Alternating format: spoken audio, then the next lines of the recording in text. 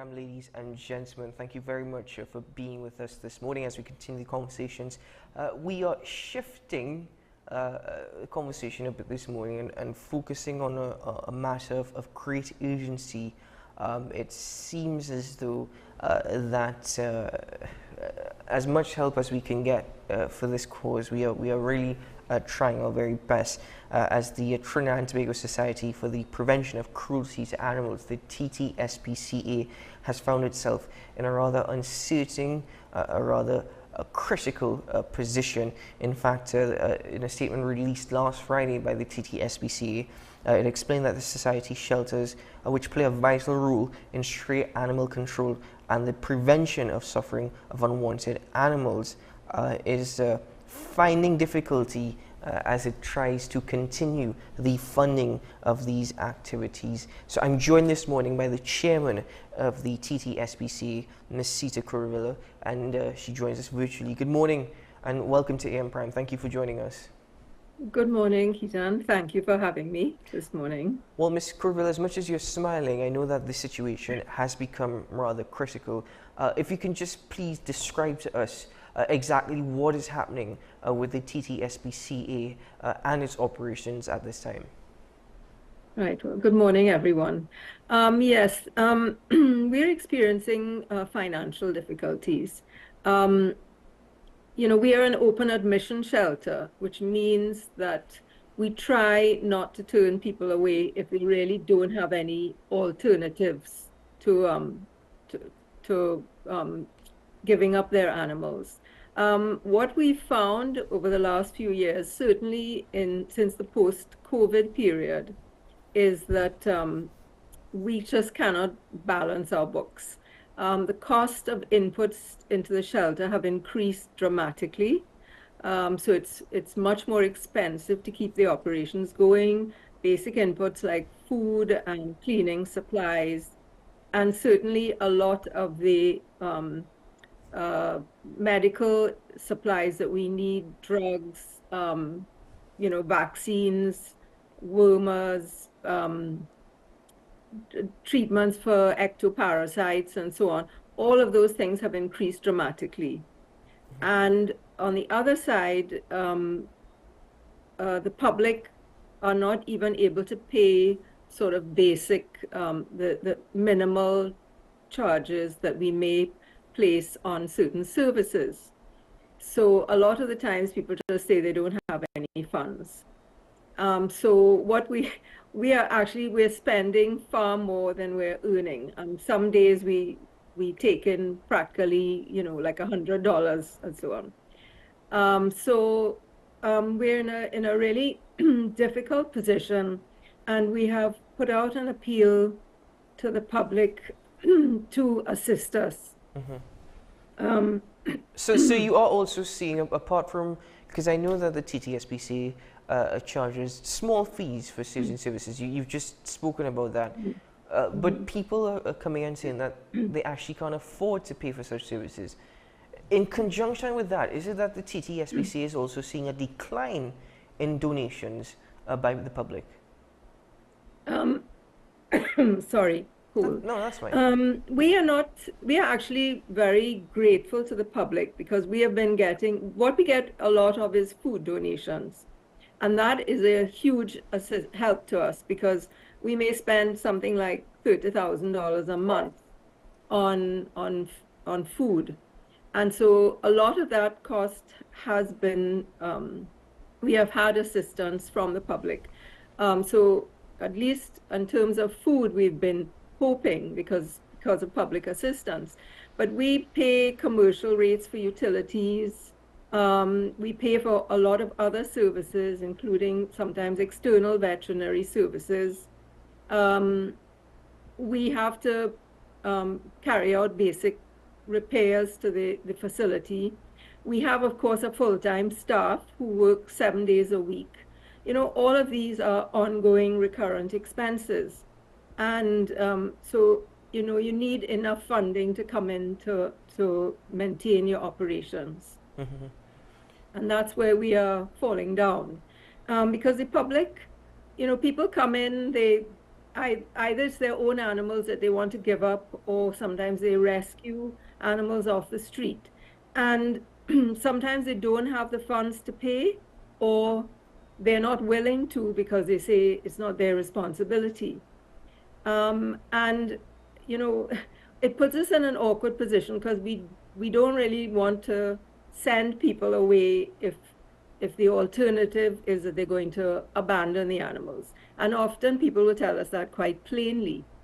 If you don't take these dogs in, or if you don't take this litter of kittens in, we're just going to drop them. I don't want to drop them on the road. And I mean, yesterday, for example, that's exactly what happened. Someone came and they dropped off, and we're seeing it quite regularly. They drop the animals off outside the shelter. They don't even come in. So, you know, we have a lot of animals coming in, and often, well, there's no other option for them. There's nowhere else for them to go. And so we are overwhelmed with numbers. We're completely overwhelmed. But I'm sorry, I don't mean to digress, but I also, you said people are dumping their animals outside the shelter. I also recently learned that people at times are also dumping their deceased animals outside the shelter as well. Well, that happens as well. I mean, at the moment we have that situation. But I mean, our bigger concern is, you know, that we're getting, you know, we turn up on mornings and we having to run after terrified animals that are dropped on the road outside, or we're picking up boxes of puppies and kittens. And I mean, you know, that we have a certain amount of capacity at the shelter. So when more and more animals come in, we just can't cope. And I mean, this situation has really worsened after COVID, because we've seen, as I said, people don't have the funds to care for their animals, or in some cases we've got a lot more coming in because there was a lot of breeding after the COVID period. People were trying to make money by breeding and selling, and then when they found they couldn't, you know, we were getting all these unwanted purebred or semi-purebred dogs. We had a rush of Dalmatians, we had Malinois, we're getting Huskies regularly. They're the new stray dog in Trinidad. You know, so there's the breeding, there's the abandonment, there's the weather, for example. With this period of bad weather, a lot of dogs have escaped from their homes, and they're running all over the place. And I mean, every day we're bringing in lost animals. So, you know, there are a number of factors that are just all adding up to a terrible problem out there of stray and abandoned animals. I think there also needs to be some clarity, Ms. Corolla, because there seems to be some confusion within the public domain as to whether or not the TTSBCA is government funded and assisted, or if it's an NGO, a charitable organization. Now, I mean, from what you said thus far, I've got the answer, but there still needs to be some clarification for those in the public. Sure. The TTSPCA is an NGO. It is a charitable organization. It is not a government organization. We run 3 shelters. Well, we used to operate 3 shelters. We had one in San Fernando, the one in Port of Spain, and there's one in Tobago. The one in San Fernando shut down a number of years ago. The land was flooding all the time. We didn't have the funds to deal with the land improvements and rebuild the shelter facility. So that we lost the south facility. We run basically with donations. So we have some charges for services that are quite small, and we find we can't increase them, otherwise, you know, the public wouldn't be able to access the service. And we depend on public donations and occasional tranches from like a trust or 1 or 2 of the trusts. We do also constantly apply for corporate sponsorship, but that is, we don't really get a lot of that because our work doesn't fit in with a lot of the corporate social responsibility criteria. So we really what we would like to see is an annual government subvention, because we have actually taken on the government's responsibility in operating these shelter facilities. There are no functioning government facilities in the country. There used to be a old Port of Spain pound, which was really badly run, and that was shut down many years ago. The San Fernando pound is really not operational. I mean, they don't even have resources to buy food for the animals that are there. We have been sending supplies down to the San Fernando pound. But that actually contradicts what the Minister of Foreign and CARICOM Affairs said recently about the new pound being constructed in San Fernando. Right. Well, that is the same original pound, right, that was always there. Some work was done to improve it somewhat, but really it has not made much of a difference. The capacity is very small, and the location is terrible. I mean, we were totally against them investing in that location again. And there's no budget, it seems, to run the facility, because basics like food and so on are essential. Plus, you need veterinary support, which there doesn't seem to be any veterinary support at the moment. So it's really not a functional facility. So we are actually ending up taking in animals from San Fernando. We got, dog and litter puppies from the San Fernando Hospital. We are working with a group that does a lot on the San Fernando Wharf, because there's a terrible problem of abandonment there.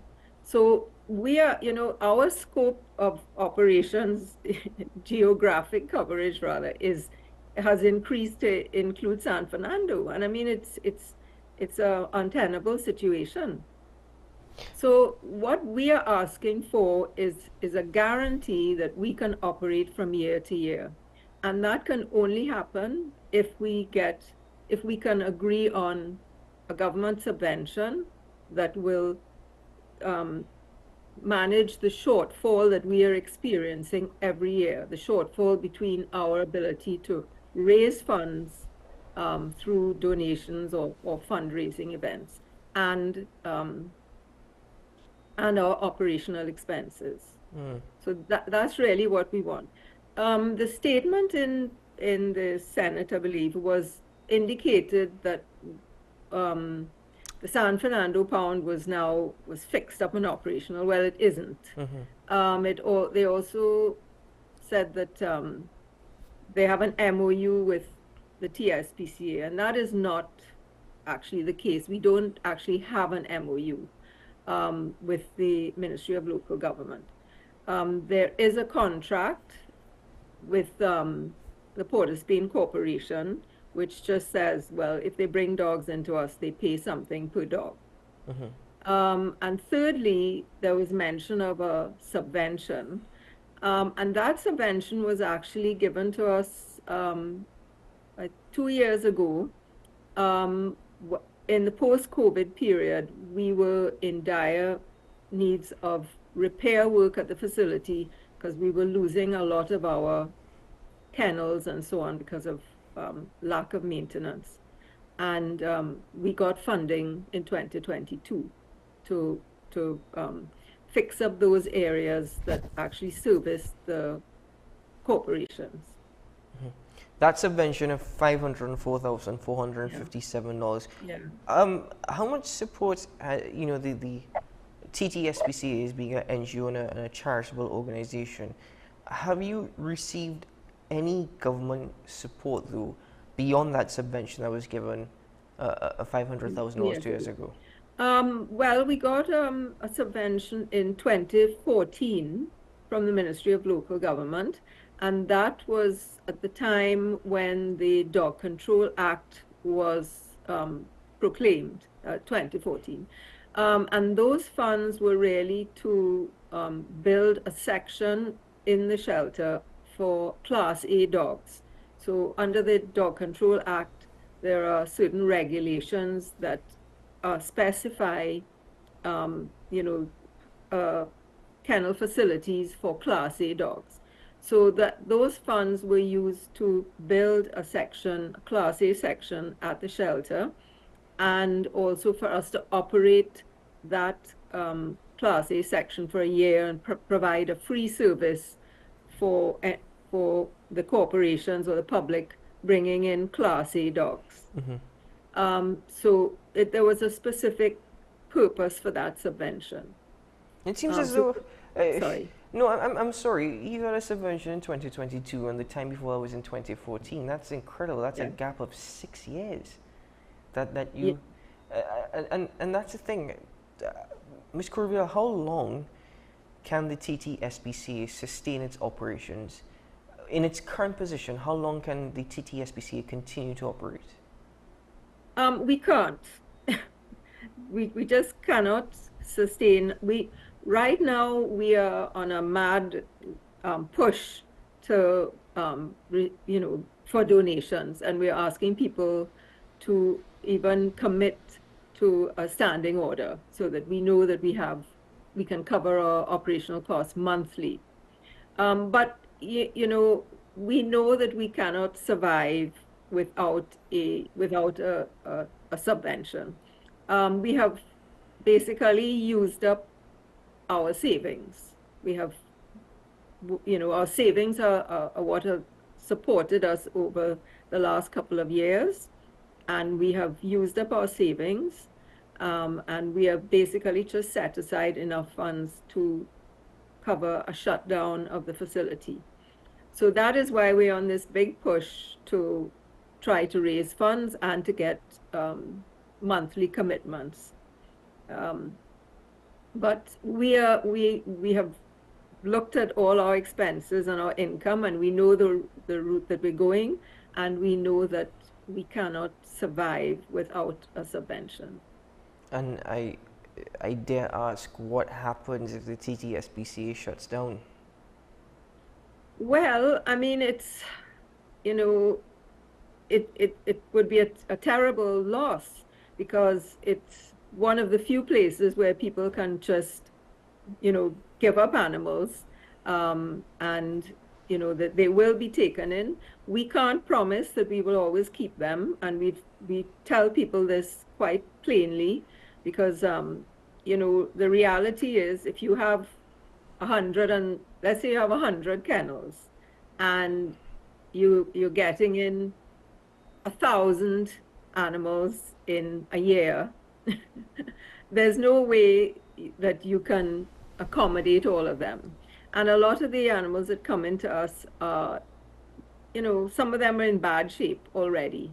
So, we're under severe pressure. We have to make a lot of hard decisions all the time, but we believe in the prevention of suffering. Trinidad is not in a position right now to say that we can save all the animals out there. We just can't. We are in such a critical position that what we are focusing on is preventing the suffering of those that have no alternative place to go, and trying to get good homes for the ones that have potential for rehoming. Mm-hmm. And I mean, that has become increasingly difficult for us. I mean, we go to great lengths to make our animals adoptable. We spay them, we spend time on working on their temperament, we make sure they're in good health, and we do a lot of promotions and so on, but we're finding it increasingly difficult to get animals adopted out. So, we have a lot coming in, and the adoption rates have slowed. So we're in a really difficult position here. Ms. Corvilla, could you please, now is the time to speak to the public. What can they do to assist? How can they help? I know you mentioned at the beginning of the program that you are receiving, you tend to receive quite a lot of donation of food pet food, animal food. But, you know, as much as that is good and we welcome that and we're grateful for that, it doesn't cover the cost of operating and running the shelters. So please, you know, now is the time to speak to the viewing audience. Yeah, so exactly what you said. I mean, we are really grateful for the food donations and the cleaning supplies. I mean, those things help us to offset our expenses, and I mean, it's what's really kept us going, and we are so grateful that people you know, grateful for their concern and so on. But at the same time, we need money. You know, we have all the expenses to pay.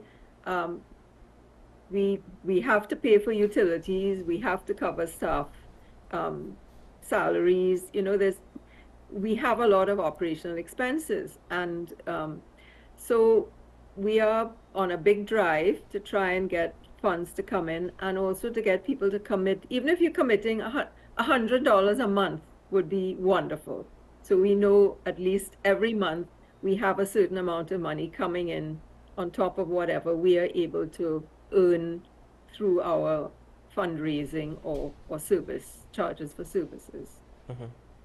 Well, just on that note as well, could people also volunteer in any way to assist with the TTSPCA? We have a volunteer program. So if people are interested in volunteering, we put them onto our volunteer coordinator, and they send her an email, and she puts them down. She runs an orientation, a periodic orientation for new volunteers. So they're invited to attend an orientation session. We don't take volunteers under the age of 14, because of course, you know, in dealing with animals, there may be some risks here and there. So we have an age limit, but we do get groups of younger people who come in, and they are supervised, you know, for special visits. But we have we have a lot of volunteers and a good volunteer program, which is managed, and people assist with enrichment, that is spending time with animals, socializing, walking them, that kind of thing. And also people assist with fundraising events and so on. So, you know, we're very grateful for volunteers.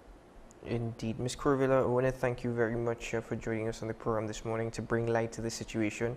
Before you go, the numbers have been on the screen throughout the course of this interview, but I will read it out just to stress the point one more time. If you can assist in any way to the TTSPCA, please call 622-1367 or 628-1615. That's 622-1367, 628-1615. Any donation of any amount at this point goes a long way, will help. And if you just want to donate directly, you can do so to RBC's Greendot branch. It's a checking account number 1009401266146. That's RBC's checking account at Greendot branch number 1009401266146. Please, any sum in any amount will go a long way in assisting the TTSPCA in their operations as they continue to fight for the prevention of cruelty against animals in TNT. Ms. Corvilla, thank you very much for joining us, and thank you to the entire team, the entire staff, and to all those who continue to donate to the TTSPCA. Thank you very much. Thank you very much. Thanks. All the very best. Take care. Thank you. For the first time.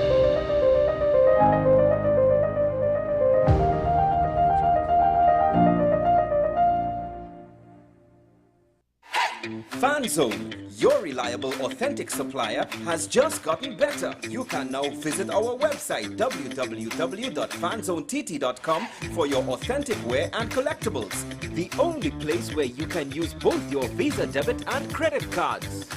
Visit our website, fanzonett.com, to make your purchase today.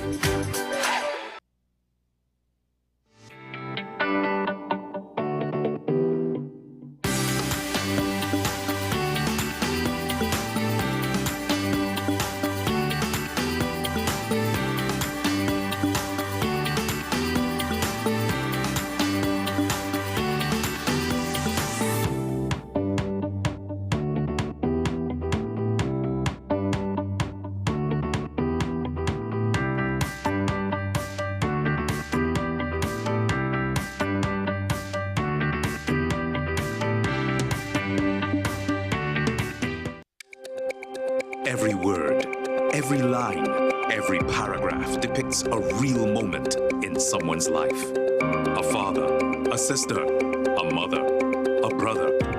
We at Newsday are dedicated to you, the people, and through independent, unwavering journalism, strive to always bring your stories to life. Because your stories are more than just words. Newsday, independent and credible.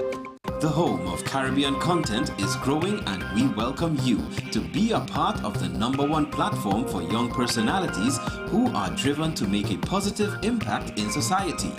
As we continue to reach every corner of Trinidad and Tobago through our daily broadcasts, our social media pages, or through our 75+ digital billboards across the nation, contact us to learn about our competitive rates via marketing at wesncc.com or call us at 628-5835. WESN Content Capital, television with a difference. This is Face of Sports, WESN Content Capital. How you felt about the kiss on the lip? That's the business. I'm nothing to do with that. I find that was distasteful. The national senior team, whether you like it or not, that is the model for all other teams to follow.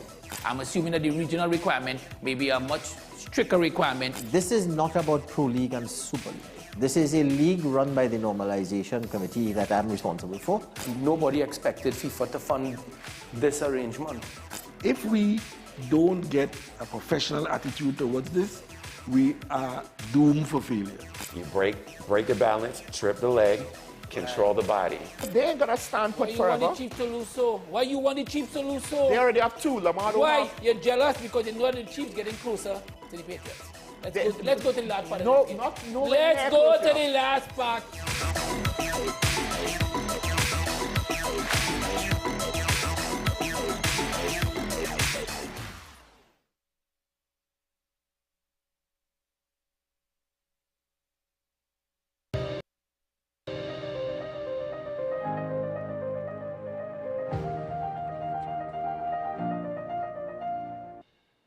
Hello there, and welcome to a wet, rainy Monday morning.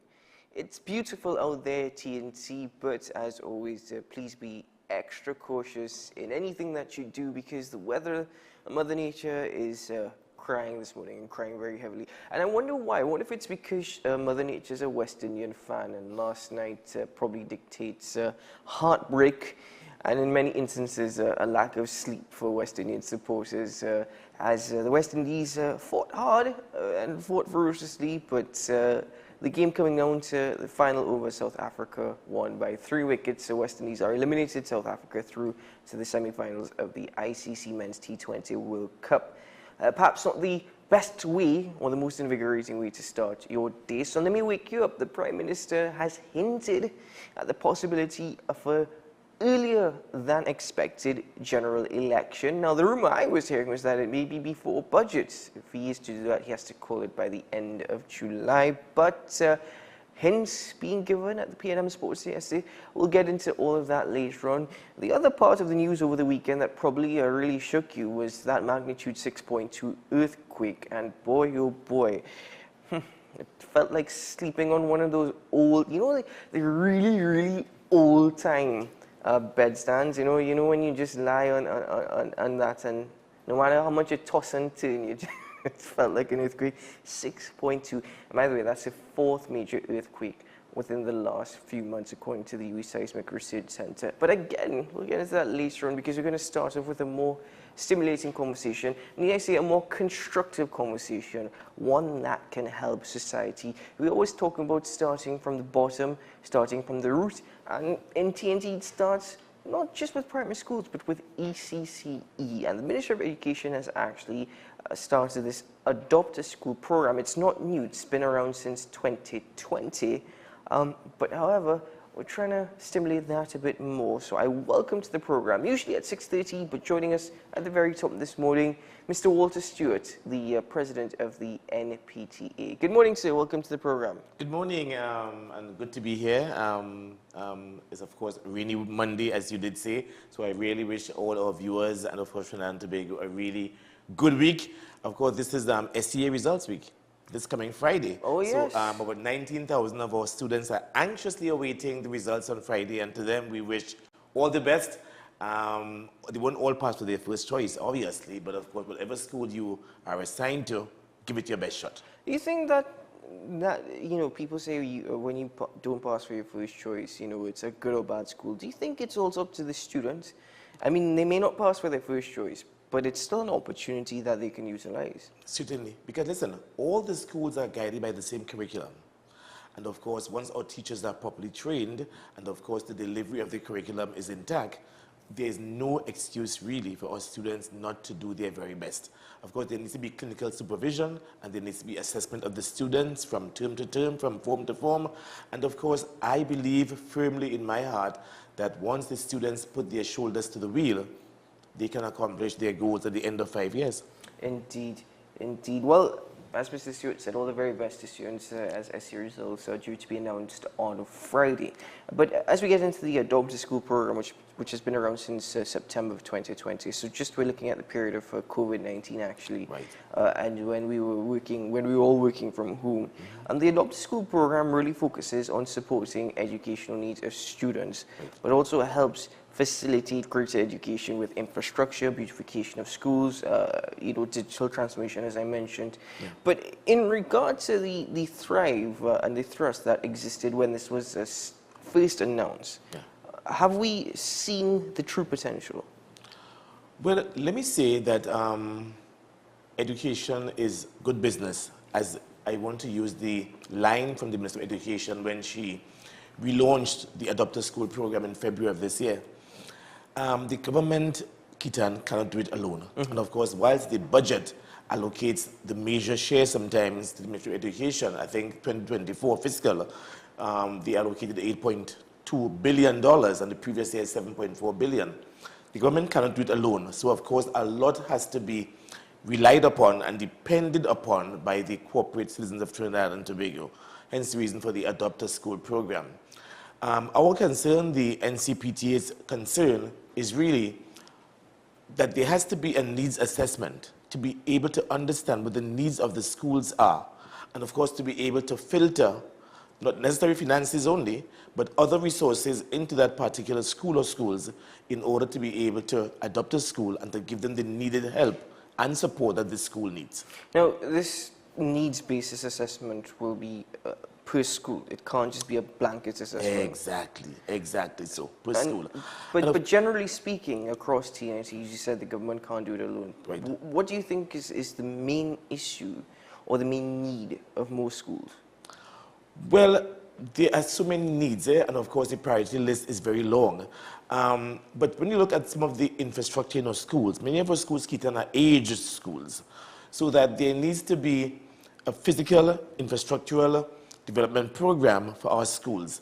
Especially when you think of if we are going to e-exams, for example, and you look at the electrical loading of the schools, for example, there needs to be an intervention in all our schools across the board to ensure that they can take the load, electrical load of air conditioning, the computers, the laptops, etc., and the technical devices in order to be able to commit to e-exams. So that I would think that the infrastructure needs to be given top priority. This is the time, July-August vacation, when there's always that mad rush to ensure that our schools are up and running and in time for the September academic year opening. So that infrastructure is always one of the primary concerns of our schools at all material times. Now, this Adopt a School program ties into the corporate social responsibility message and the ESG message that the NCPT has been pushing over the last few months here during their segments. But the thing is, how do we now get corporate entities to buy into this? How do we get them to understand that there's benefits for them as well? Right. Now, there is this school-based management program, or the school-based management model, which was introduced several years ago.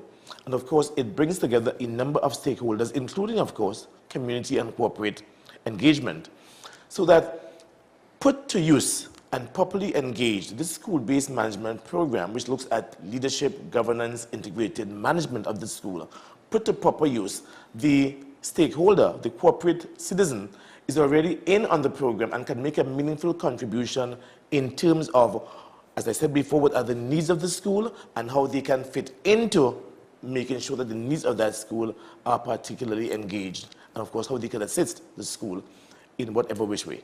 But the thing is that a lot of corporate entities may not see the benefit to this. They may say that, okay, it is a donation, we're putting it towards an education policy, fair enough, but what are we gaining from it in return? Got you. I made the point several weeks ago with regards to the direct correlation of corporate involvement in education.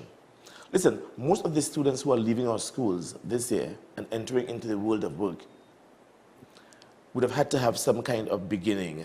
And of course, the employer wants to ensure that the cohorts of students coming out can fit the bill in order to make sure that their bottom line is well enhanced. So that if corporate Trinidad and Tobago invests substantial sums of money into ensuring that the education of our students are well placed, they are the ones who are going to be the beneficiaries of these students in the employer. So the student who is honest, hardworking, puts a lot of effort and emphasis on the job, comes to work on time, is disciplined, etc.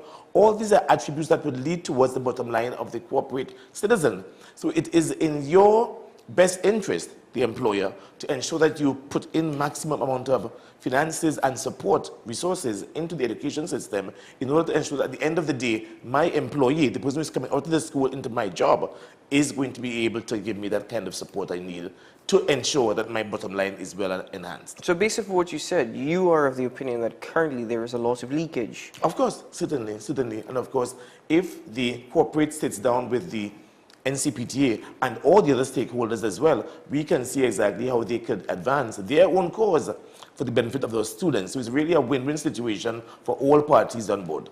So have you had success actually having those conversations with corporate entities? Let me say that we started in Tobago with the Tobago Chamber, and of course it is our intention to be able to attack or invite all the other business chambers throughout Trinidad and Tobago to come to the table and to have these discussions with us so that we can be able to be a part of the discussions with them and see how best we can roll out the program and make it effective and efficient throughout Trinidad and Tobago in our schools. But generally, has it been challenging? It has been challenging, I might dare say. As I said, let us use the Tobago model as an example, and let's see where that takes us. So far, it has been quite encouraging.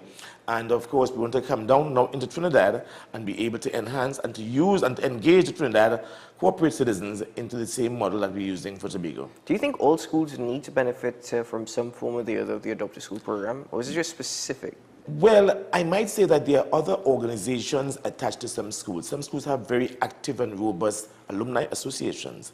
So, of course, they are well endowed, let me use that terminology. But, of course, there is always need for more, I think, in all those schools, be it in teacher training, for example, be it in human resource development, for example, even something as simple as writing resumes. I mean, our students can be assisted from corporate citizens in helping to write resumes, proper resumes as well.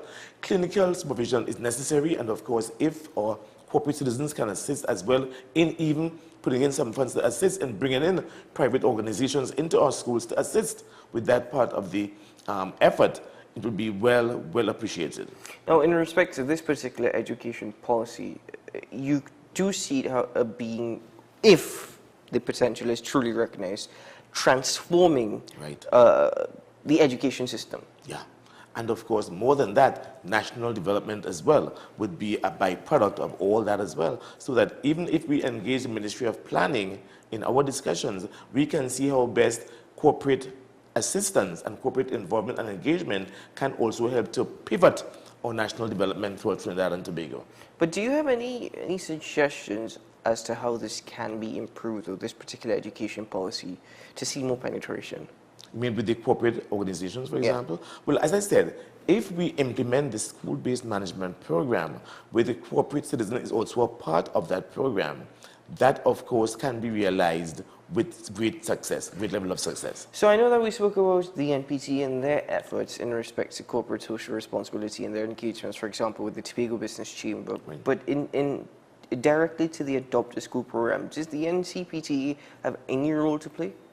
Well, except for us being invited to the meeting in February, there has been no other overtures to the NCPTA, and I think it is probably opportune for us to now put on the table, by means of recommendations and suggestions, how we think we can now play a critical role in the Adopt a School program, similar to some of the issues I raised with you earlier. So I think that it is probably at this time that we need to make overtures to the government. So currently it's more so advocacy than anything else? Exactly, certainly. But how do you think that the NCPT can play a more critical role? By getting involved in the business chambers, for example, and of course calling them, as I said before, to a meeting, a roundtable meeting, so that we can tell them how we can see their role being deepened and being more enhanced in terms of assisting the Adopt a School and being more involved in the Adopt a School program. Have there been any examples that we can speak of in respect to CSRs and Adopt a School program? Well, let me say, let me use a program in Antigua to start with and to see how we can now integrate that same program in Trinidad and Tobago. Last year, April to June, the Antigua-Barbuda Workers Union had an internship program where they took on board students to be able to show them the world of work. So of course it is two-pronged, expose them to the world of work and of course giving them some experience as well in the world of work. We want to be able to have that same internship program among our students here in Trinidad and Tobago. And of course, starting again with the model in Tobago, for example, where we can ask our corporate Tobago citizens to open up their places of work, for example, and invite students to come in and understand how the world of work is. And I'm talking about probably fourth formers, fifth formers, of course without pay, because of course there's child labor as well. But of course it's just to get your feet wet as to what the world of work is involved in, and also how they can gain experience in the world of work. Because I tell you, many times when you have your resume, and of course there are vacancies, the issue is work experience. I mean, and it bewilders me how a student now leaving school can even have work experience when you are now leaving school, for example. But if you have the internship program and they get a feel of what the work experience is all about, they can adequately or definitely put that on their resumes, and that could be a plus. Believe you me, I very much understand where you're coming from. I read some of these job descriptions and what they're looking for, and I'm like, you're kidding, right? Exactly. You understand what you're looking for, right? Yeah. But this is the thing. Okay, so let's simplify it a bit further, and that's a very good example. Do you think that more summer internships being advertised or made available can actually have greater benefit down there? If you're speaking about, for example, that level of experience that you can put on your resume. If you work for 2 months over the course of the, and you do that for 3 years, Form 5, 6, 2 years. Yeah. Do you think that is something that really needs to be focused on a bit more? I think so, and I think it will have tremendous success. But do you think we have the capacity for that? Well, again, the corporate citizens need to understand the need for that, and of course be able to embody that as part of their work attitude, and of course what they want to see in the world of work. If they can realize the benefit of that, both to themselves and of course the student, but of course the intern, it is going to be well accepted. The thing is, though, the World of Work program seems to start more so in university. I mean, UE has their own World of Work fair. I think it's 2 days or 3 days long.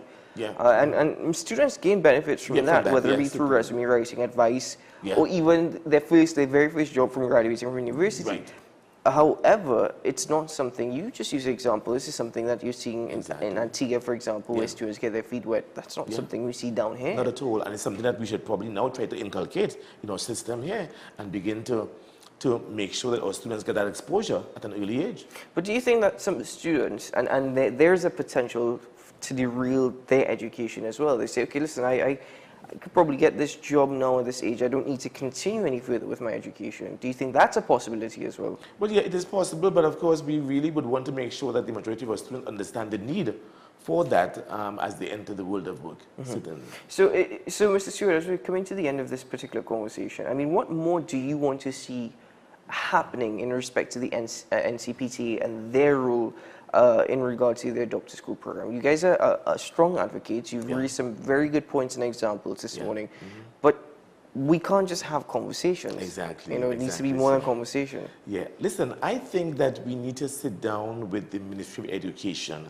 because, see what you may, if we do not get the buy-in and the support of the Ministry of Education in our initiatives, we are but just having hot air. So, of course, if we sit down with the Ministry of Education and the technocrats and be able to roll out to them what our position is on this particular Adopt a School program, I think cohesively and collaboratively we can accomplish on the Ministry of Education side, of course, and of course the NCPTA side, exactly what we have been trying to advocate, and of course what they have in mind as well for this Adopt a School program. Do you get tired of the conversations? Do you sometimes feel as though your conversations are not bearing their fruit? Well, tired might be an understatement. Sometimes you think you're banging against a wall with some of your ideas and your concepts. And of course, it's really to get somebody to listen and to buy into what you have and what your ideals are for this organization. Because there is it's not only about the NCPTA, it's really about the holistic, total national development that is really our concern. Uniting home and school to ensure that every child materializes and achieves their full potential. That's our aim. See, the thing is, the most successful people never give up. So thank you very much. Yeah. That may be the attitude that needs to be adopted more often. Yeah. Yep. And knocking on the doors of where it matters most as well. Well, where it matters most, you've got to see where it that, matters. Yeah. Indeed. Mr. Stewart, I want to thank you very much for joining us once more on the program. Thank you very much for your time and for speaking more so about corporate social responsibility in conjunction with the Adopt a School program. Before we leave, I would ask you if you can just reiterate how people can get in contact with the NCPTA should they feel that they want to do more, that they have a bigger role to play. Good. So that we are on Facebook. I want to give my personal number as well, 682-6832. And of course, we can be contacted via our email, nptatnt@gmail.com. Our office is located at the Ascos building in St. Joseph.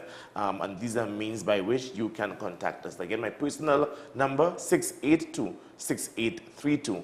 Walter Stewart, National PTA President. Thank you very much, sir. All the very best. The very same. Thank you so much. Ladies and gentlemen, we take a break here on AM Prime. We will return shortly.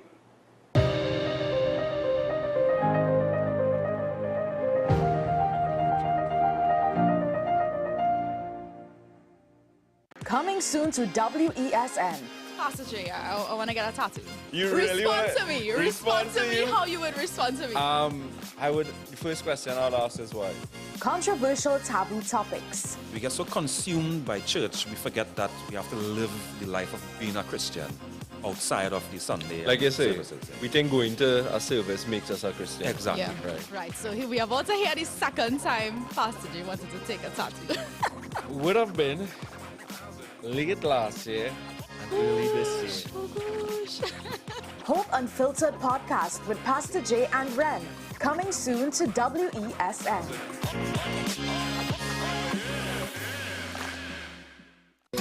Take some time for yourself or spend some time with the family at Sandy Point Village Hotel.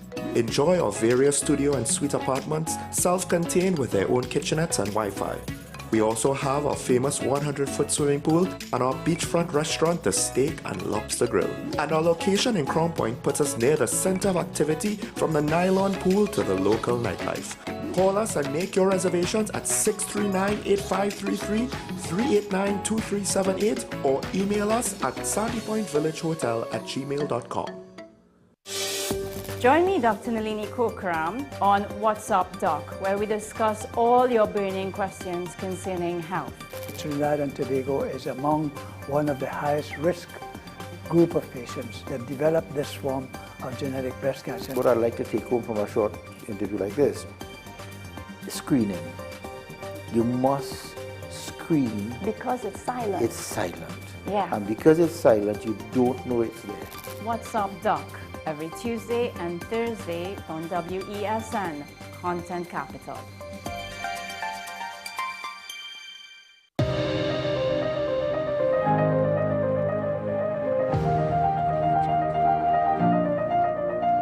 Hold on. Welcome back to the program, ladies and gentlemen, and thanks very much for being with us. As I said, our final conversation this morning is about to begin as we focus on the commentary about third political parties or third forces here in TNT. They've been warned, but they're not backing down. In recent times, we've heard from the political leader of the NTA. We've even heard from the political leader of the ILP.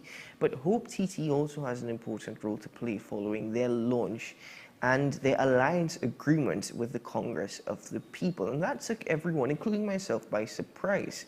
So let's hear from Hope TT as we are joined by the political leader, Mr. Timothy Hamel-Smith, as well as party chairman, Mr. Steve Alvarez. Gentlemen, good morning. Welcome back to the program. Good morning, Keaton.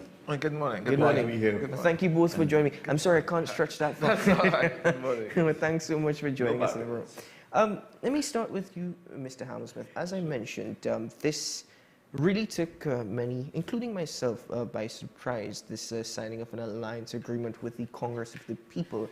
And the first thought that came to many a mind is, isn't the Congress of the People a party that's, well, dead, plainly speaking? Why? Why would Hope do this following their launch?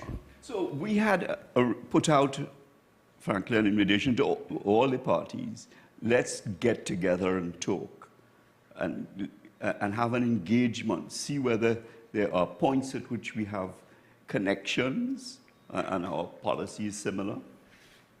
And in fact, the COP came forward and said, look, we would like to discuss with you. And we had other neutral parties, if you might say that, I don't want to call their name here, who helped to bridge that gap, as it were.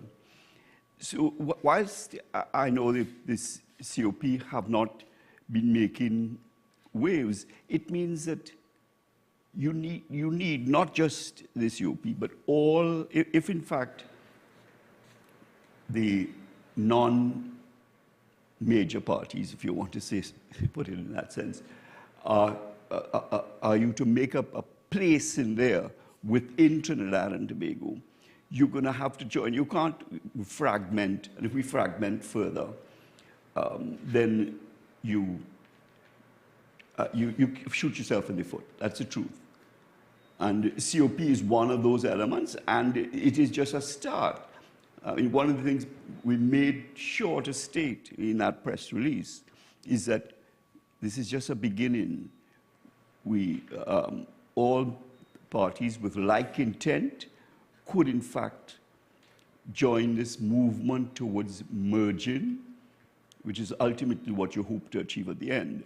A merger doesn't take place overnight. It takes time. It takes, you have to ensure that your policies are in alignment, that personalities are in alignment, and that you have a strong force now and a plan to take Trinidad forward.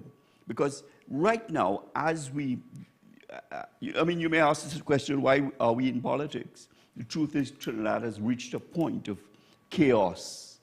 There is no leadership, we are rudderless, and we need something new to emerge which will make a difference, where the people will feel, look, this is a direction that we can go that will create peace, harmony, and prosperity for the country. And nobody wants to remain in this, what you want sense is something getting worse and worse, where chaos is reigning. And we feel we can break that barrier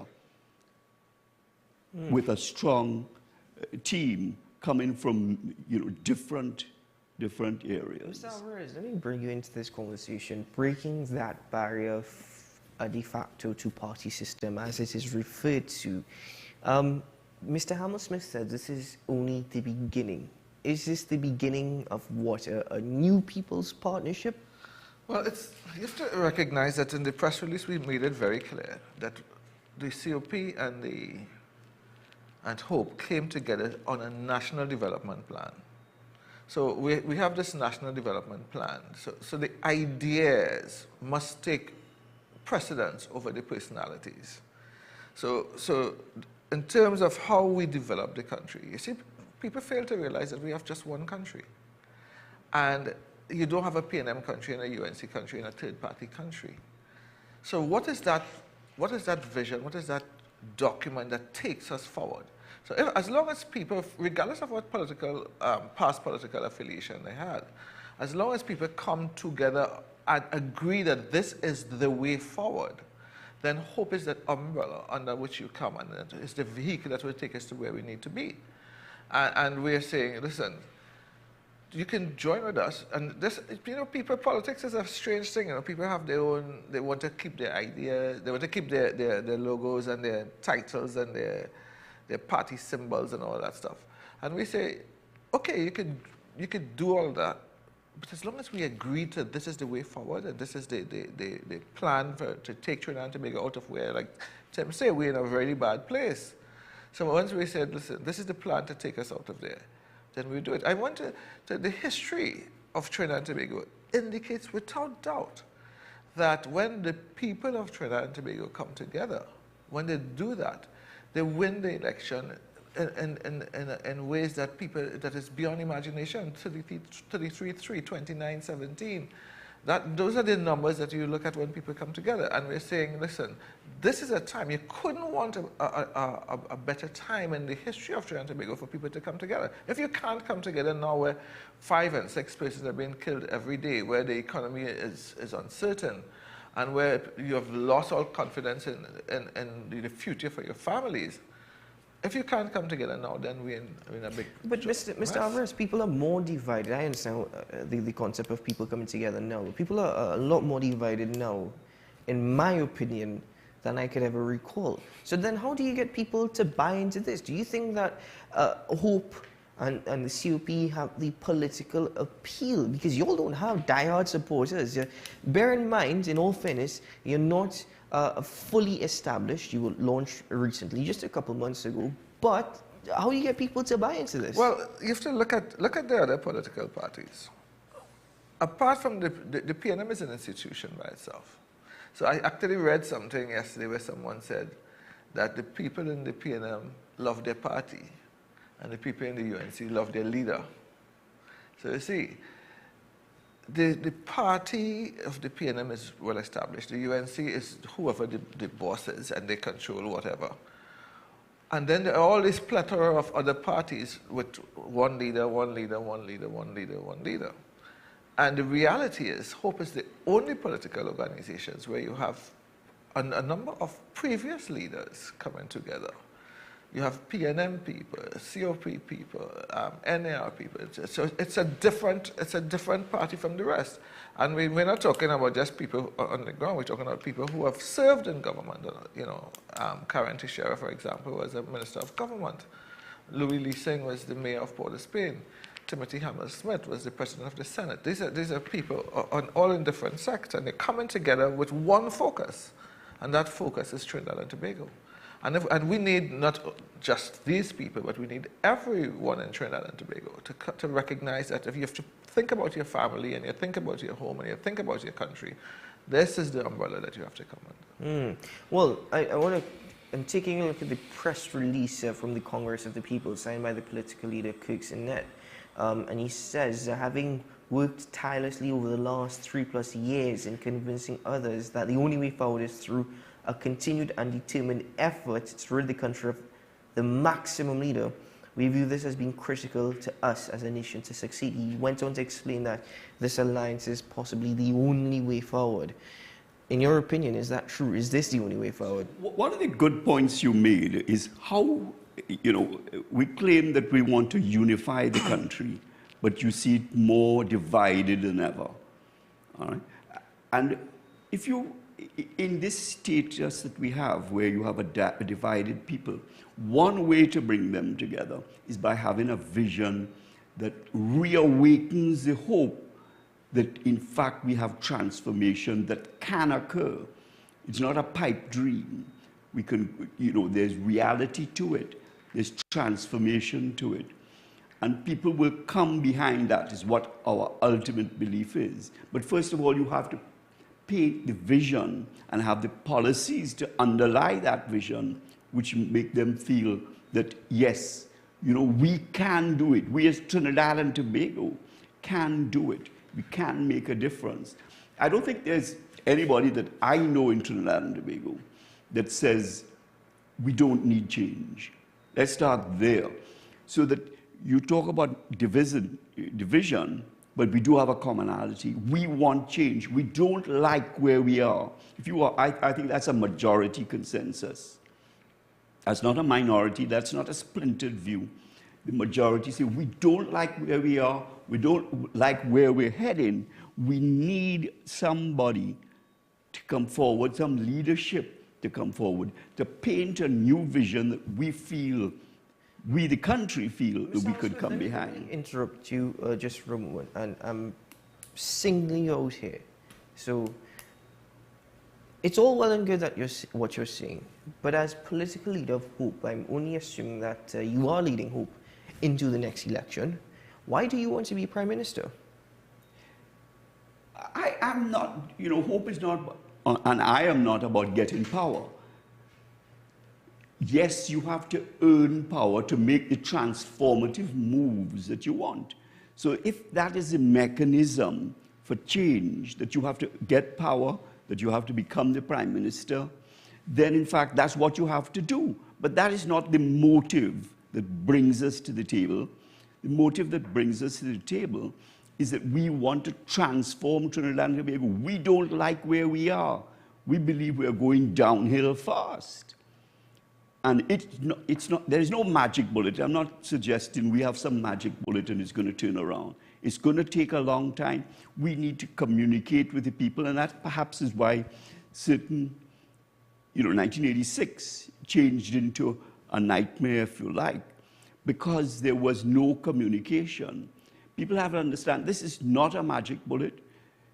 We will have to make sacrifices in order to reach the goal, but you have to paint the goal for the people.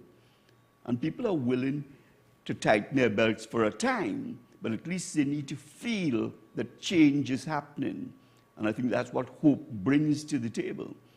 Not a desire for power, but a desire for change. And that desire coincides, I think, with what a majority of the people of Trinidad and Tobago want. So then, let me bring Mr. Alvarez back into this for something he said earlier. He says, when you take a look at the past, you've had Louis Leasing, former mayor, you've had Karen Ayers, Sheriff, former Minister of Finance, Mr. Hammersmith, former President of the Senate. Then how does this equal to change if it's the same faces that have served previously? Well, you have to, let's look at the reality. In Trinidad and Tobago, there are certain people, few people, no matter how you twist it in, that those people will always focus, would come to the top and say, listen, we are the people that can put ourselves on the line. Now, one of the things that Hope is looking forward to, and we continue to look forward to, we continue to encourage young people to join us. It's not that we're there because of our past experiences. We would love very much to impart what our knowledge and our experiences are with the younger generation to take us to where we need to be. Talking about the younger generation, Keita, and I think of you, for example, as a young man who, one of the few people that remained in Trinidad from your age bracket. I'm sure you know that if you have to look at your friends from a party coming up or something, that you have to, some coming from Toronto, some coming from England, some coming from the United States and so on. And when you get together, they all say, listen, I would like to come back home, you know. But I can't afford a house because a house is $3 million. I can't afford a good job and so on. And you hear from all our young people abroad. And the thing about it is that we in Hope recognize that there's so much potential in Trinidad and Tobago for the young people. For young people to come in, not only into politics, but to be the engineers that's going to build our new roads, and to be the architects, and to be the new entrepreneurs that are going to take us to where we need to be. It's an exciting place. Trinidad has a lot of potential. But not with the politics as it is, not with this politics of race and the politics of divisiveness. So people from various political parties have come together now and say, listen, my party is not doing what it should have done. The group that I have been associated with is not doing what it should have done. And now I'm going to go with hope. And hopefully when all these people from different parties come together, we'll attract the people of Trinidad and Tobago to say, listen, this is my home. So it's not just us of the different political parties, but we bring, from our experiences of the past, we would know the mistakes that were made. And one of the very important things you realize, the fact that we are in hope means that you did not agree with who you were with when you were in government, or you'll still be there. But you've now left there to say, listen, there's so much more that could be done. And I've seen it because I've been in government, or I've participated in the process before. Let me ask you if this be the case in terms of levels of participation, which has always been an issue. Even going back to the last local government elections, people make the argument, well, historically that's always been low, but general elections as well, people do not seem interested in voting. They seem very much conflicted in what they want to do when it comes to the next election. And this is where diehards always seem to have the upper hand. I say this because third parties or third forces received a stern warning, an abrupt warning from the political leader of the United National Congress on Monday. Are you all in any way at all? Let me ask you plainly, what was your interpretation of that? How did Hope digest the words of the opposition leader? In many ways, she's right. We have a role. That's one thing, first of all, recognize she understood. If she didn't understand that what you call the third parties had a role to play, she would have ignored all of this. She's not ignoring. So that's a good point about it. And what she's really saying is, you have to make your mark, as it were. And Hope is going ahead, making its mark, attracting its base, and without which we feel, or which is, I should say, pivotal to any party winning the election. All right, so you may think that, yes, there are diehards on either side, so they have a ready base, and therefore our work is harder. I understand that. But in the middle, no party, neither the PNM nor the UNC, could win an election unless they have support. And this is a shift in base. And we believe that we can bring that shift in base to the table and make the difference in any election, the next election in 2025. The middle there is pivotal to winning. And I think what the leader of the opposition is saying, do you have this neutral base? Can you bring them to the table? You have to demonstrate that, and that is our job. That is our job to do. And she's right about that. That yes, and that's why we haven't, certainly from our perspective, made any moves to the UNC, because we understand we must bring to the table something that is meaningful, that's transformational, that could make the difference in the next election, and that's our job. You haven't made any moves to the United National Congress, but this move to the COP, if you're saying this is just the beginning, has there been considerations to an alliance with, for example, the PDP or the Tobago People's Party or the NT or the PP? Has that even been considered within the party? We have, that's why we've said, we have not omitted anybody from the table. Anybody who wants to come and discuss, and it's not necessarily discuss with Hope, discuss, on a neutral basis. What can we do? How can we get together? What are our plans? Particularly, what is our vision and what is the national plan to transform Trinidad and Tobago? And that's our job to do. We understand that. It's 1 week now where we've said publicly, before we were on our own journey, I understood that you have to make your own journey. The launch was our journey, and now we're spreading out and attracting the other dimensions, because there are discussions being held. There's nothing formal at any stage. And we feel that, I think if you listen carefully to all the others, there is a desire to get together. We need to walk that bridge together. What the opposition leader is saying is that, and I think she's speaking from experience.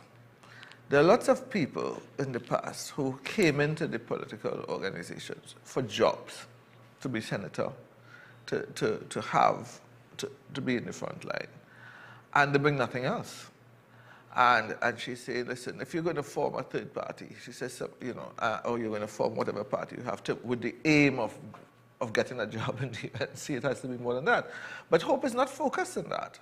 You see, the Hope is focused on those people who are sitting down there and saying, listen, I can't vote for the PNM, I can't vote for the UNC. And why?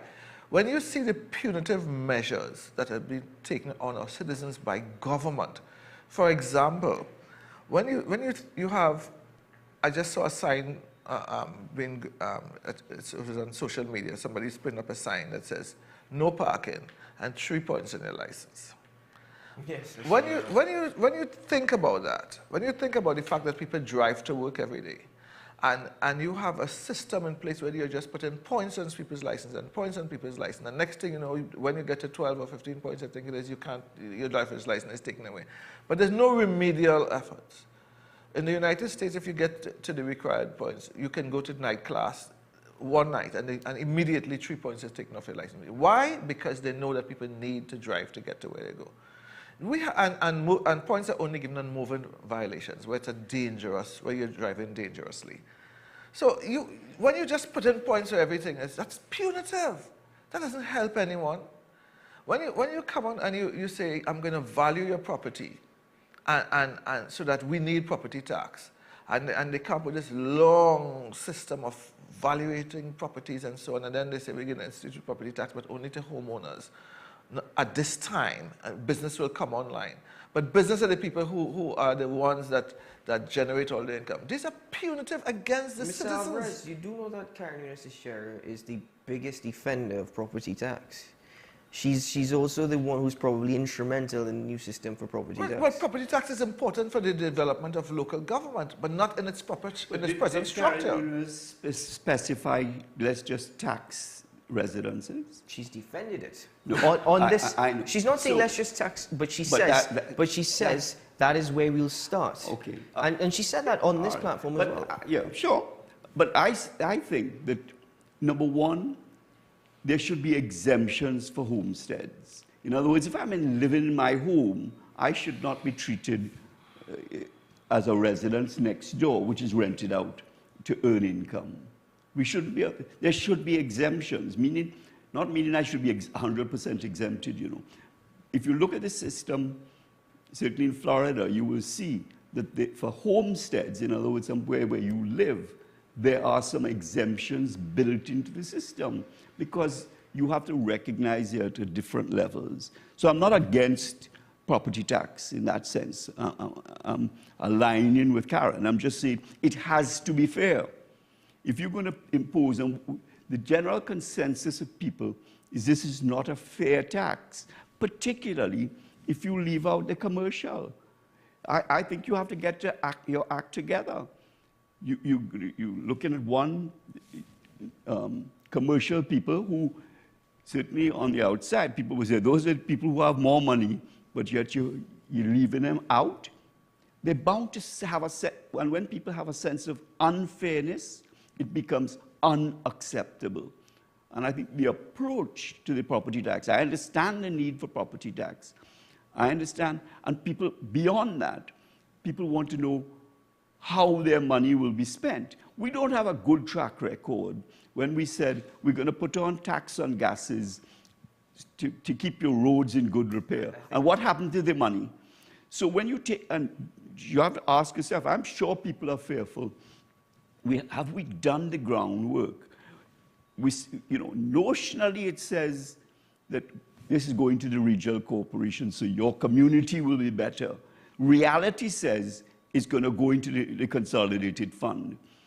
And the Minister of Finance will tell you what will come out and what will not. But more than that, the reason why it can't yet go to the regional corporations, we haven't put in the financial structure to ensure that there's transparency, that there's accountability. None of that is there.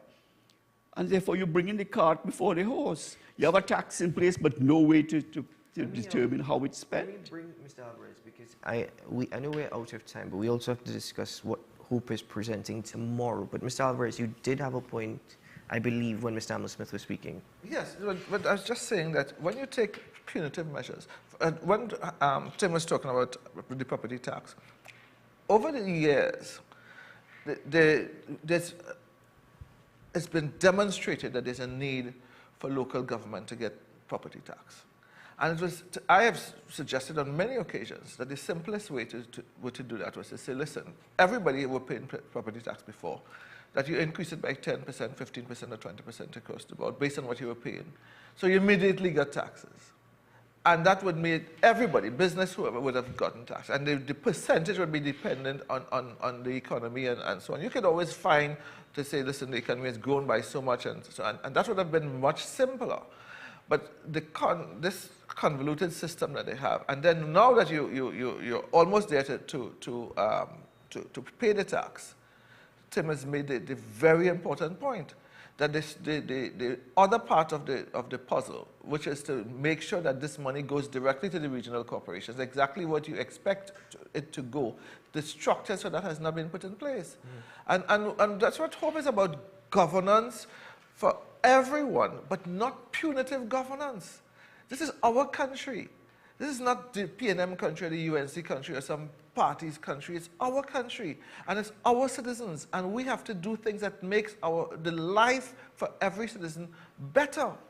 So if bandits can go around and get the gun for whatever and then shoot people, and then you have a bandit that is caught with a gun and $3 million worth of marijuana and being charged $10,000. But on the other hand, you now put a whole lot of measures against legal gun owners to go back and reapply and show competence and a whole lot. And a time when crime is rampant, I think the focus is not on the citizen. And that's important. If you have to be focused on what's best for the citizen, not ways to make the citizen's life difficult. And that's what Hope is about. We're saying, listen, this is our country, folks. We're all in this together, and we have to come together and fix it. Or else the people who believe that this is their country and they can do it, run it how they want to, will continue to run rampage in our country. Well, I believe Hope is having its General Assembly, if I'm not mistaken, tomorrow, where people could have an opportunity to express more concerns. Please tell us more about tomorrow's proceedings. Right, so on Saturday afternoon, down at Pre-Sal, we are having what we refer to as a General Assembly. There are some key things that we want to get out of that.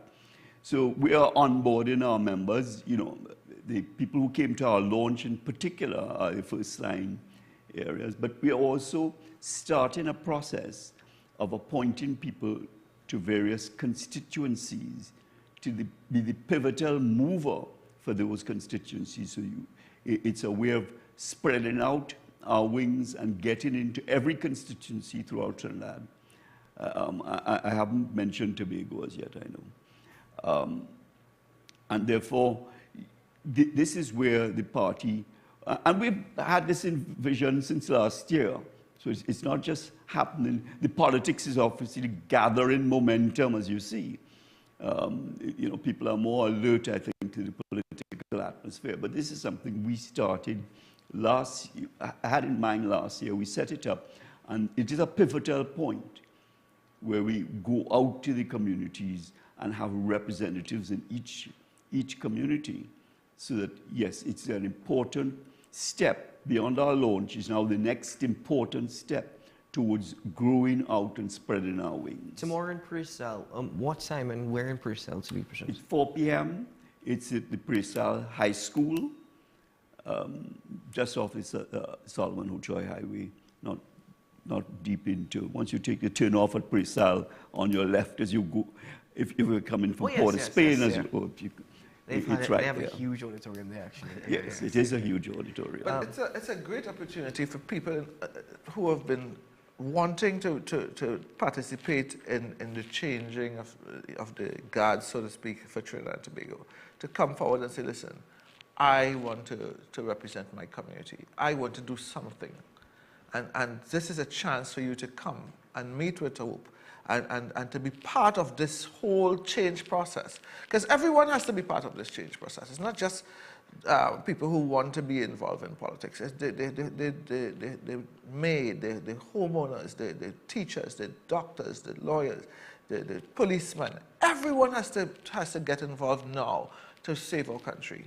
Because it's not a political party's country, it's our country. And tomorrow is a very, very important day for you to come forward, to say, listen, I want to be part of that change. I want to be part of that process. And as you come, we will not only register you, but you can get your party card at the same time. Okay. Well, Mr. Hamel-Smith, thank you very much for joining me. Mr. Alvarez, thank you so much. Gentlemen, I am of the opinion that 30 minutes is not enough. I think we need a full hour. There are very good debating points here. But for the time this morning, for making yourselves available, thank you very much. Thank you. I'd like to leave one notion where you say the country is divided. I think the country wants change. We are not at the point where we like it so. In fact, we reverse that. We don't. We are in fact fearful. And that's why it's a moment in time when hope stands into the breach, as it were. I agree with you, Mr. Hamel-Smith, but I'm also of the opinion that in order for people want change, but people have to change in order for there to be change. There needs to be a paradigm shift as well. All right. And this Saturday, 4 p.m., those who want change, who want to be part of change, can participate with us. Well, and I think it's a great moment for the country. At 4 p.m. at Purcell High School, you can join Hope TT for their General Assembly. As Mr. Alvarez also mentioned, they will register you one time and you can receive your party card. But gentlemen, thank you so very much. Thank you for having us, Kate. Until the next one. Until the next one. All the very best to your viewers. Ladies and gentlemen, thank you very much for joining me on AM Prime on WESN Content's Capital. And Keaton Shaw, have a safe day ahead, a productive one. We'll see you again very soon. Bye-bye.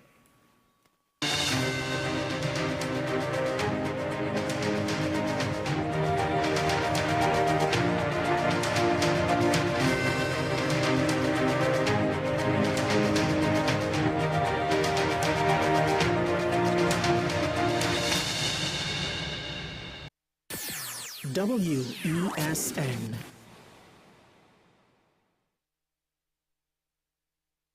The home of Caribbean content is growing, and we welcome you to be a part of the #1 platform for young personalities who are driven to make a positive impact in society.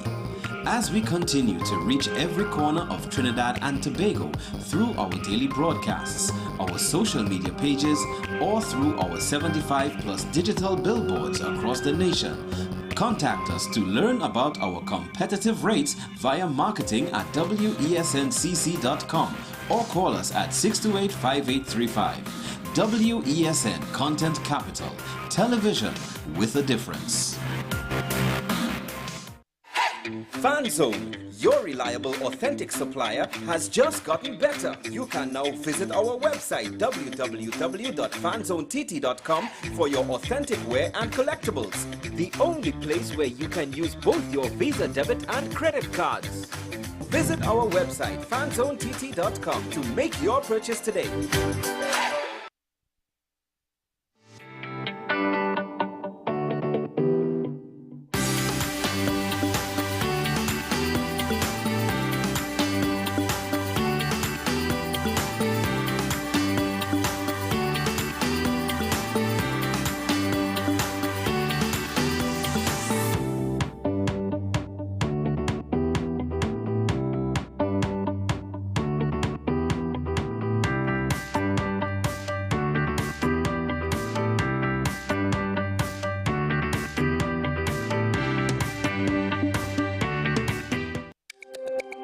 Every word, every line, every paragraph depicts a real moment in someone's life.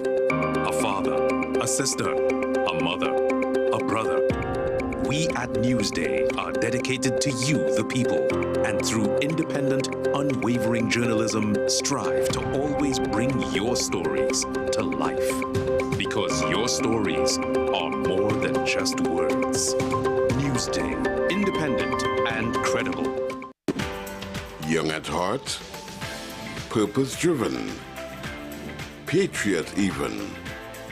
When you like to party, but are still passionate about discussing important issues, the only place where your needs will be met is WESN Content Capital.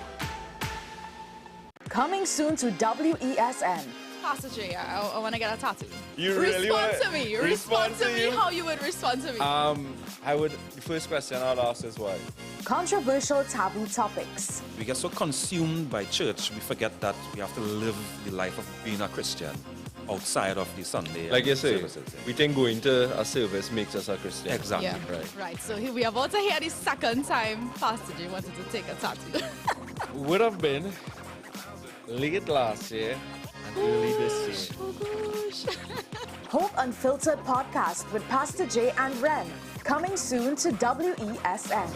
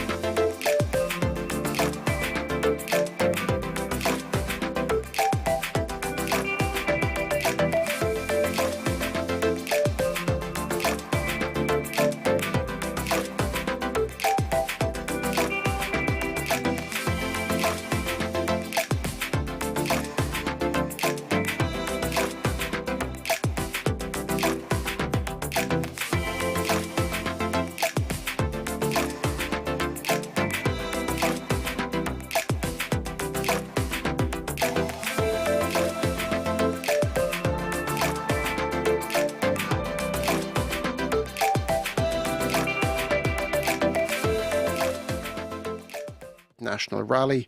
She had looked in trouble after the first round, but benefited from the new Popular Front candidate withdrawing. But Emmanuel Macron's party also suffered some reversals, with Civil Service Minister Stanislas Guerini and former government spokesman Olivier Véran losing out. On the right, Les Républicains President Eric Ciotti's controversial alliance with the National Rally did not cost him. He was re-elected on 45% in a three-way race in Alpes-Maritimes. Les Républicains MP Maher Habib lost his seat in one of France's overseas constituencies, beaten by Renaissance's Caroline Yadon. While on the left, former President François Hollande returns to the National Assembly after an absence of 12 years. In his stronghold in Corrèze, he finished first in a three-way race with 43% of the vote. In the Somme, the left-wing MP François Ruffin held his seat after a campaign in which he was highly critical of his former party leader, Jean-Luc Mélenchon. La France Insoumise dissidents such as Alexis Corbière and Danielle Simonet also won their battles against the party's official candidates. And Antifa activist Raphaël Arnaud caused a huge surprise, becoming the sole new Popular Front MP from Vaucluse in the south, which is dominated by the far right. Arnaud becomes the first person flagged as a risk by security services to enter the National Assembly. Now, the Indian Prime Minister Narendra Modi has touched down in Moscow. It's his first visit to Russia since its invasion of Ukraine. New Delhi hasn't condemned the war, but it's advocated a peaceful solution and remains a key trading partner. Trade between the two sides sharply increased to $65 billion in the last financial year due to strong energy cooperation. Vladimir Putin will no doubt be using Modi's visit to demonstrate to the West that he isn't a pariah on the world stage. We can now bring in France 24's chief foreign editor, Rob Parsons. Rob, good afternoon. Now, whatever happens with this trip, whatever the outcome, Putin's going to use this to his advantage, isn't he? Well, he's going to try to. It's interesting that it should be happening at the time when the NATO summit is about to start off in the US. So he will, of course, he'll be trying to do it. The fact that he's recently seen Orban, the Hungarian Prime Minister, as well, you know, he's trying to put across the impression that he's not isolated on the world stage. But, you know, seeing the leader of North Korea and seeing Orban, whose visit wasn't seen by the European Union as an official European Union visit to Moscow, doesn't really add up to the sort of international recognition that he would like. Getting Narendra Modi, however, is a different kettle of fish. That is a much more serious visit. But how much he'll get out of it is another matter, though. I think Narendra Modi will go to Moscow being very cautious. It's in his interest to go now because he's concerned about the developing relationship between Russia and China. He will want to get a sounding, I think, from President Putin about what that precisely means and how far Russia wants to go with that relationship and how damaging potentially it could be for India, because India regards China as its greatest geopolitical threat and is concerned that the cozying relationship between China and Russia could be potentially threatening to India, given the fact that India's main arms supply, even today, all these decades after the collapse of the Soviet Union, is Russia. Even today, 60% of the weapons that India has in its inventory are of either Soviet or Russian origin. It is true that the amount of armaments coming into India from Russia is much diminished now by comparison with, say, the 1990s. Still around 30% or so. But, those are the concerns that Narendra Modi will be going to Moscow about. He's going there open-eyed. He's pulled back from Russia over the years. You mentioned that he hasn't been there since 2015. He was in Russia in 2019 Economic Forum in Vladivostok, but he's met Putin less and less. There used to be the case that the Indian and Russian leaders would meet once a year for a bilateral summit. Not happening anymore, and I don't see this as being a change in that direction. I think Narendra Modi feels he's the leader of a very powerful, growing country, the largest population in the world, the fastest growing economy in the world.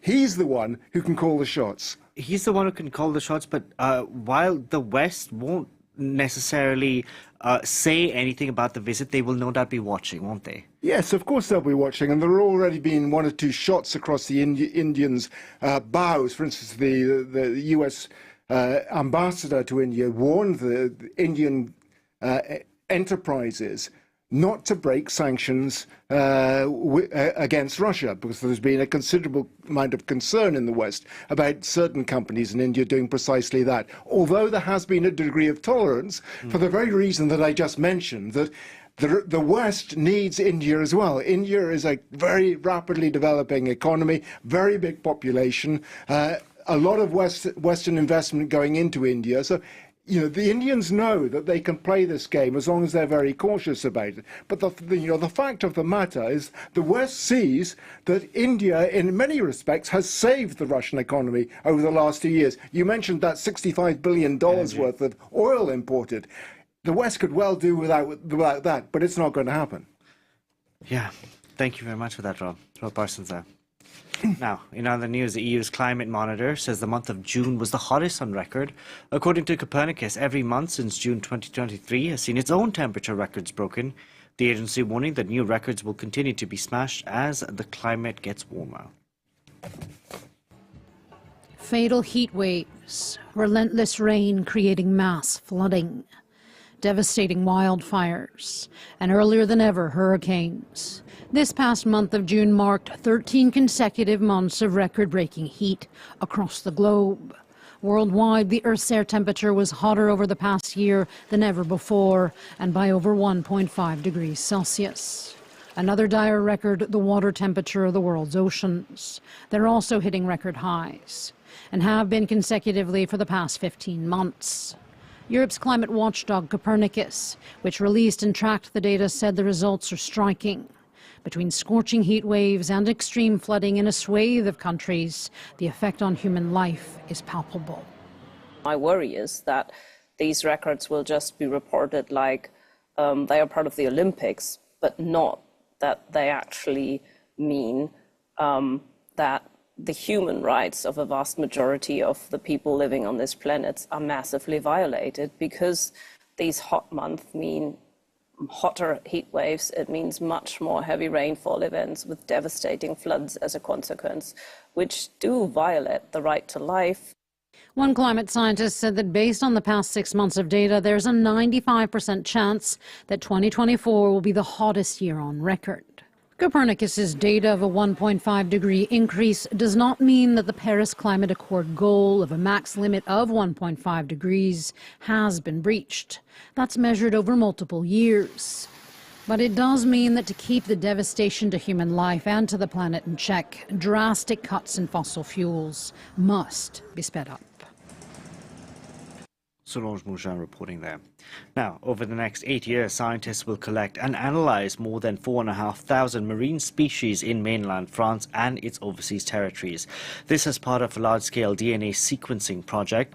Specimens of fish, mammals, algae will be collected and their genomes sequenced in order to draw up a genetic map of underwater life. The expedition kicked off earlier this month, and our team at Down to Earth went on board their scientific vessel off the coast of Brittany.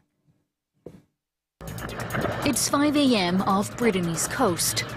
A group of scientists are on a mission to uncover the genetic secrets of marine life. They have 2 weeks to collect life samples of animal and plant species. A vast treasure hunt 20 meters underwater.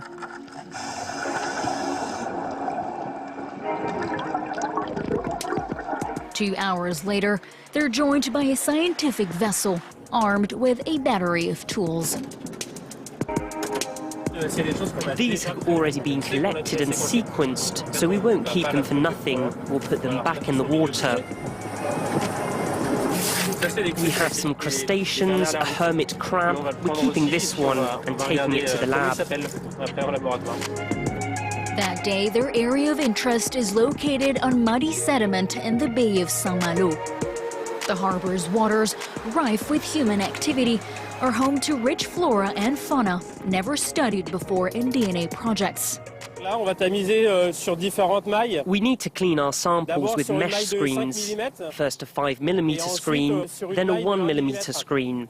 Don't be fooled, they're not visible to the naked eye, but this is the kind of sample where we'll find the largest number of species. 10 square centimeters can harbor more than 100 living organisms. Over the next 8 years, 4,500 species will be collected on the coast, in mainland France and its overseas territories. It's an inventory, a database of the current state of biodiversity. If we want to be able to say there's less or more biodiversity in 20 years' time, we need a benchmark. And you can watch the full report on our website, france24.com. Now, our environment editor, Valerie Decamp, joins me on set. Valerie, you took part in that expedition. Why are scientists interested in obtaining the DNA of all these species?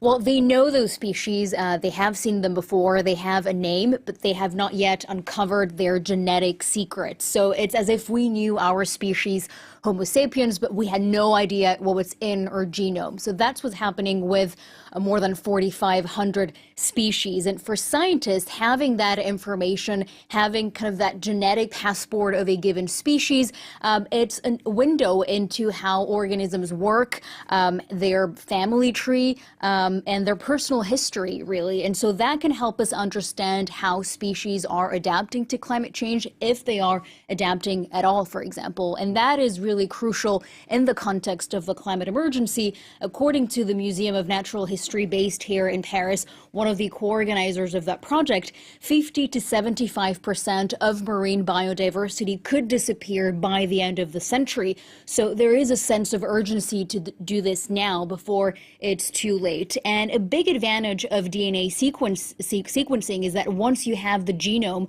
well, you actually have that information pretty much forever. If you have been to a Museum of Natural History, for example, you might have seen they have a huge collection of animals in glass jars. Well, that is not an optimal solution in the long term, because the DNA actually gets degraded over time.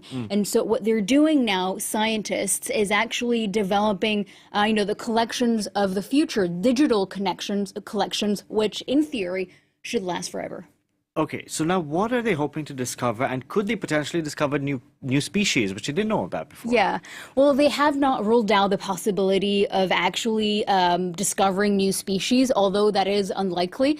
But they do hope to identify some 70 million genes, which will help scientists trace the level of genetic diversity within species. So, for example, scientists we spoke to, they said that previously they thought some species were found across the globe, in the Mediterranean, in the Atlantic Sea, and they were visually similar.